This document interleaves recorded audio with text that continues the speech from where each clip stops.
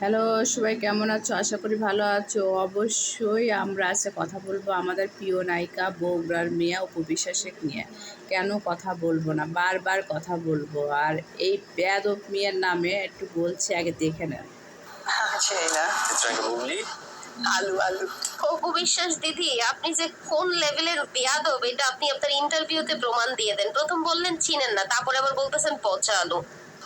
সেই না চিন্তা করেন যে আপনি এই মহিলাটা, আসলে আমি আজকে ভিডিও দেখতে দেখতে দেখলাম যে তুই যে কত বড় বেয়াদব, যার কথা বলে রিজিকের ব্যবস্থা তুই করার ব্যবস্থা করিস। তুই তো নিজের কোনো ইনকাম নাই। অপু বিশ্বাসের কথা যদি না বলতো তাহলে ওর তো ভিউ হতো না।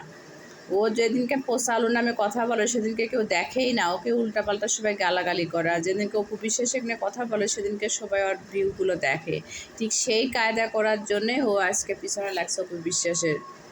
যে কত বড় সাহস, নিজের কোনো যোগ্যতা নাই, অথচ অপু বিশ্বাসে বলে যে হলো সে হলো বেয়াদব। আর তুই যে কত বড় বেয়াদব, আমি তো সেটা দেখে অবাক হয়ে যাই। তোকে আমি একদিনকে বলছি যে তুই কখনো অপু বিশ্বাসের পিছনে লাগিস না, তারপরেও লাগতে আসে। কারণ লাগবেই তো, কারণ পচা আলু, ওই যে পচা আলু। আর ওই বসে বসে তো ইনকামের একটা সোর্স করে নিছে। তো অপু বিশ্বাসের নাম করলে তোর ওর ইনকাম হচ্ছে না। আজকে দেখেন অপু বিশ্বাসের ওর নাম কবে না, ওর দিকে কেউ তাকাবে না।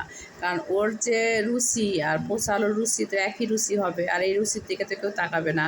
তো কী আর বলবো, এরপরে কথা বললে আমরা আবার আসবো, আবার আপনাদের জানাবো। আর আপনারাও দেখে রাখেন, ওকে যেখানে পাবেন সেখানে আপনার ঢ্যাল মারবেন। যে কারণ ও মিথ্যা কথা কয়েক মানুষের নামে বেড়ায়।